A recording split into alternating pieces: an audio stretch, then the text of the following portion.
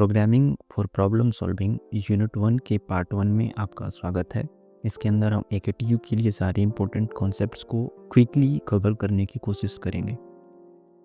सबसे पहले आप इस पार्ट 1 के लिए सिलेबस को देख सकते हैं। यूनिट 1 के कुछ इंपॉर्टेंट टर्म्स पर हम लोग नज़र डाल लेते हैं। सबसे पहले हम मेमोरी के बारे में समझ लेते हैं। मेमोरी बेसिकली एक पर्टिकुलर लोकेशन होता है जहाँ पर कि डेटा और प्रोग्राम्स को हम लोग स्टोर करते हैं, जिसके अंदर रैम और रोम आती हैं। ये बेसिकली दो तरीके की होती हैं, प्राइमरी और सेकेंडरी। दूसरे नंबर पर आता है प्रोसेसर।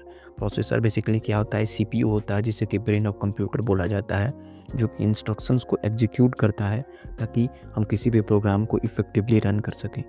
इनपुट आउटपुट डिवाइसेस क्या होती हैं, ये डिवाइसेस अलाउ करती हैं कंप्यूटर को आउटसाइड द वर्ल्ड के साथ कम्युनिकेट करने में, चाहे इसके अंदर माउस हो, कीबोर्ड हो, मॉनिटर हो।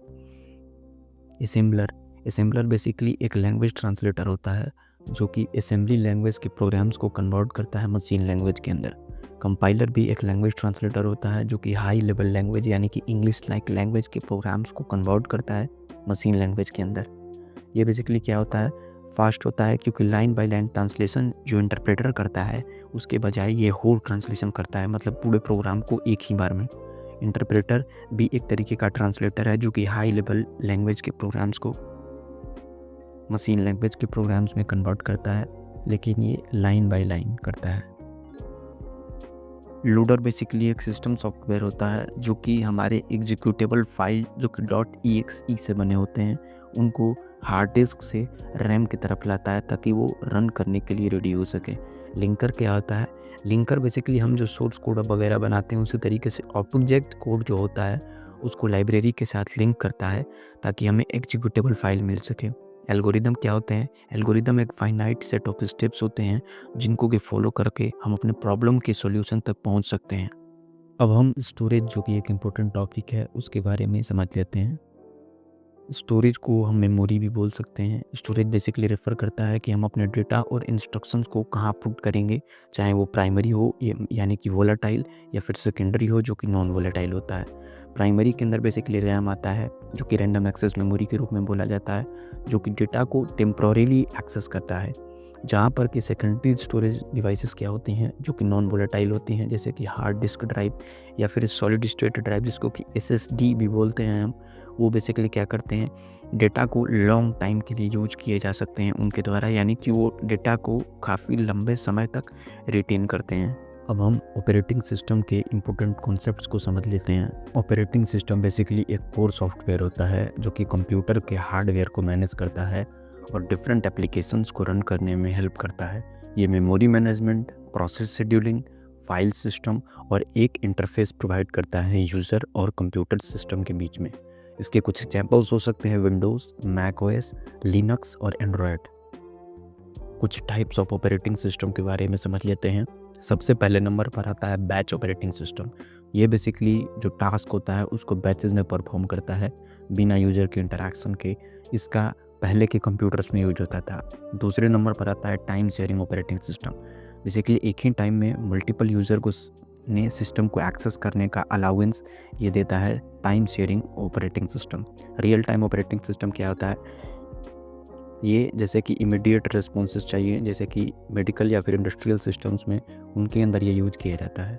चौथे नंबर पर आता है डिस्ट्रीब्यूटेड ऑपरेटिंग सिस्टम। ये बेसिकली एक ग्रुप ऑफ इंडिपेंडेंट कंप्यूटर को मैनेज करता है और उनको बेसिकली क्या करता है, एक सिंगल सिस्टम की तरह लोग उसे पर्टिकुलरली यूज़ कर सकते हैं, मतलब डिफरेंट ऑपरेटिंग सिस्टम्स को एक साथ कनेक्ट कर सकते हैं जिससे कि मल्टीपल लोग उस पर्टिकुलर ऑपरेटिंग सिस्टम पर वर्क कर सकते हैं। पाँचवें नंबर पर आता है एम्बेडेड ऑपरेटिंग सिस्टम। ये बेसिकली क्या होता है, ये एम्बेडेड सिस्टम जैसे कि अप्लायंसेस, कार्स और फोन्स, कुछ पर्टिकुलर स्पेसिफिक फंक्शंस के लिए हम इस पर्टिकुलर ऑपरेटिंग सिस्टम का यूज करते हैं। अब हम एल्गोरिदम के बारे में समझ लेते हैं कि एल्गोरिदम क्या होता है। एल्गोरिदम बेसिकली एक फाइनाइट सेट ऑफ स्टेप्स होता है जिसको कि यूज़ करके हम किसी एक पर्टिकुलर प्रॉब्लम को सॉल्व कर सकते हैं।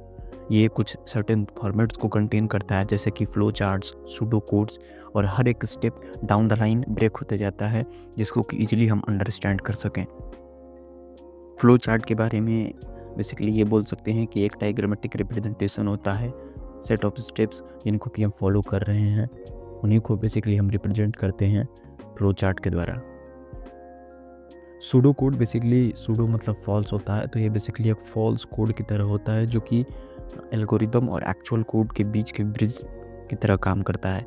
जैसा कि आप देख सकते हैं, इसके अंदर कोई कॉमा कमेंट्स वगैरह हम नहीं लिखते हैं, बस एक सूडो कोड जैसे कि फॉल्स कोड लिखते हैं जिसको कि रन करने पर वो रन नहीं होगा, लेकिन जो हमारा एक्चुअल कोड होगा वो कुछ इसी स्टेप्स को फॉलो करके बनेगा। फ्रॉम एल्गोरिदम टू प्रोग्राम्स, ये बेसिकली हम सी लैंग्वेज पढ़ रहे हैं। इसके अंदर सबसे पहले हम एल्गोरिदम लिखेंगे, फिर एक सूडो कोड लिखेंगे एंड उसके बाद हम एक्चुअल कोड लिखेंगे। इस तरीके से अगर हम लिखेंगे तो हमारी एफिशिएंसी जो कोड की होगी वो काफ़ी ज़्यादा हाई होगी और ये सही होगा, एग्जीक्यूट करने के लिए आसान होगा। सोर्स कोड क्या होता है? सोर्स कोड जो एक्चुअल कोड होता है जो कि हम किसी भी प्रोग्रामिंग लैंग्वेज के अंदर लिखते हैं, जिसको कि हम रन कर सकते हैं, डिबग कर सकते हैं और टेस्ट कर सकते हैं। Thank you for watching. अगर यहाँ तक वीडियो देखा है तो आप डिस्क्रिप्शन में दी गई लिंक से पीडीएफ को एक्सेस कर सकते हैं और भी वीडियोज़ देखने के लिए चैनल को विजिट कर सकते हैं।